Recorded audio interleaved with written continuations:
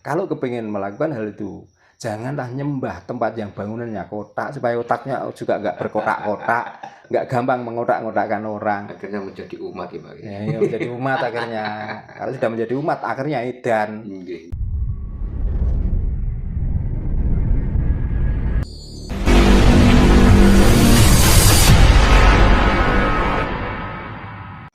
Terus tiap tahun ada bangunan itu.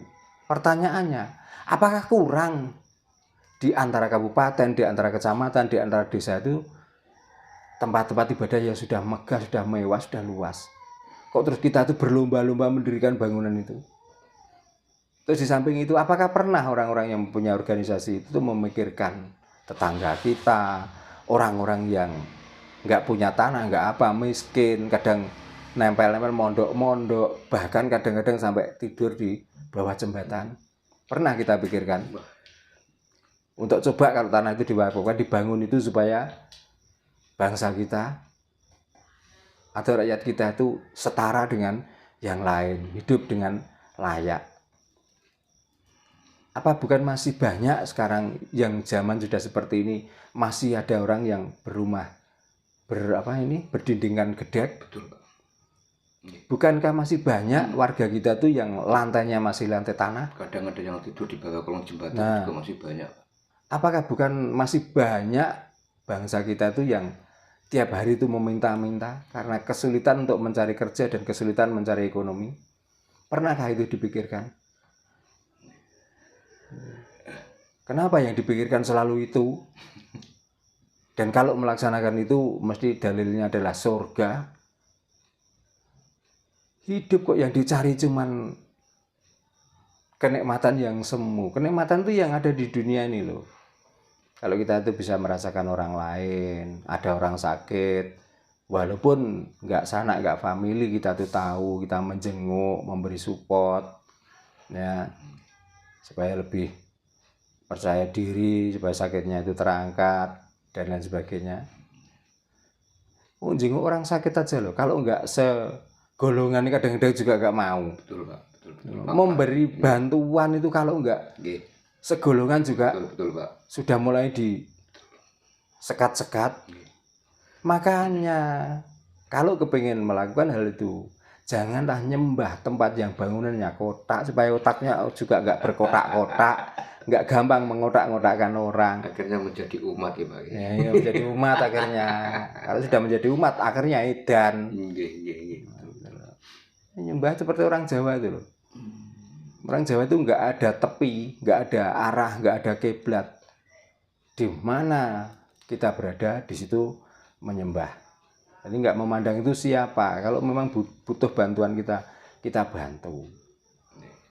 Nah kalau sudah menyembah yang bangunan kota, ya akhirnya mengkotak-kotakkan, dan makanya yang lagi miris lagi itu sekarang itu banyak dilakukan atau dikerjakan.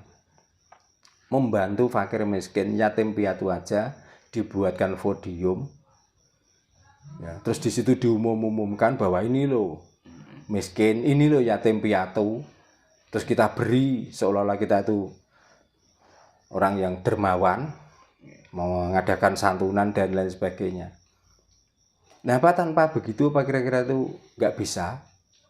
Begitu melihat orang yang miskin, begitu melihat yatim piatu, terus kita datangi ke rumah, kan malah sangat mulia. Kok gak pernah bayangkan yatim piatu itu bagaimana rasanya ditinggalkan oleh orang tua kita, ya, lalu dia panggil di atas podium, itu diomong-omongkan juga, kan sama saja dengan membuka aib si yatim piatu itu. Fakir miskin, ya, dipanggil satu persatu. Nah, itu digolongkan. Yang pertama kita menyampaikan santunan pada fakir miskin. Nomor 1 si fulan, nomor 2 si ini. Loh, kok nesta amat hati kita itu? Kok sampai nggak punya rasa malu atau kasihan pada orang-orang seperti itu, kalau hanya memberi santunan dan nilainya itu loh, kalau dibandingkan dengan rasa malunya, terus itu pun masih menunggu lama. Coba Harus sampai acara itu ditentukan baru dipanggil naik.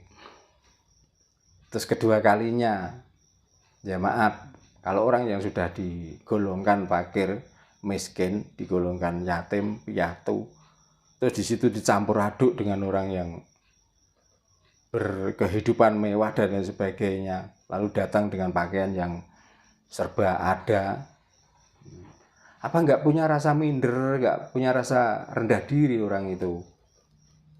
Sudah begitu dipanggil ke podium pula, diperlihatkan ke orang banyak, coba. Nah itu orang-orang apa yang sering melakukan hal seperti itu, kan termasuk orang-orang yang mempunyai organisasi yang besar di Nusantara. Mbok mikir, seandainya di antara panitia itu menjadi orang miskin, menjadi fakir miskin, terus dipanggil, terus dinaikkan ke podium, terus diberi santunan yang santunan itu sebenarnya juga ala kadarnya aja, bagaimana perasaanmu? Sangat direndahkan. Nah iya, malu toh gak? Loh, ajaran ngono kok di labeli agama, ajaran yang bagus, ajaran yang baik, seolah-olah itu ajaran itu mengajak. Apa kira-kira wong Jawa itu tanpa ngono ora di pikiran pengen bantu wong liya kira-kira? Tanpa seperti itu kan orang Jawa itu begitu melihat orang tetangga, ya memang ada. Ya, orang itu nek sifat medit itu, walaupun tahu tetangganya itu melarat, kadang diguyu. Cuma tanpa ada ajaran itu, sebenarnya orang Jawa itu genten nyokot. Dari zaman dulu wong Jawa itu pedomane genten nyokot. Gitu. Ono saithik ya dipangan saithik, ono akeh ya dipangan akeh. Makanya bagaimana cara mengajari orang itu untuk kebersamaan, orang Jawa adalah mengadakan manganan. Ya, supaya apa? Walaupun tiap harinya itu makan seadanya, tapi setahun sekali atau 3 bulan sekali, karena dengan adanya makan manganan atau sedekah bumi atau yang lainnya. Kalau fal saya nggak setuju karena di sini nggak mengenal bahasa fal.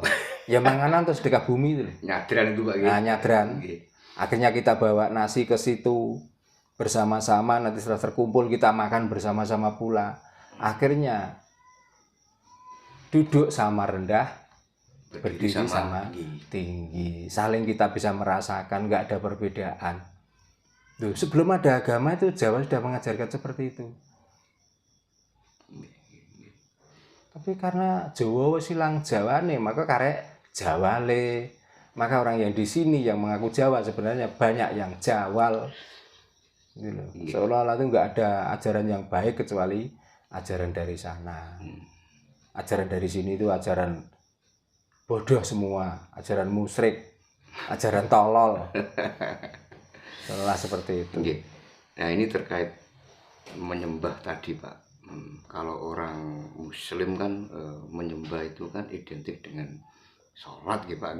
Padahal kalau kita melihat sejarah asal usul sholat itu ketika Muhammad yang diberi gelar Nabi itu melakukan perjalanan yang dinamakan Isra Mi'raj Nah akhirnya sebelum bertemu Allah itu bertemu dengan nabi-nabi sebelumnya seperti Nabi Adam, Nabi Ibrahim dan sebagainya Nah ketika sudah bertemu Allah, Nabi Muhammad kan katanya diberi perintah untuk melakukan sholat 50 kali sehari dalam waktu sehari semalam Akhirnya beliau turun ditawar-tawar saya logikanya gini Pak, bahwa Allah itu kan yang maha segala-galanya makhluk hidup siapapun nggak ada yang berani nolak perintah dari Tuhan yang dinamakan Allah.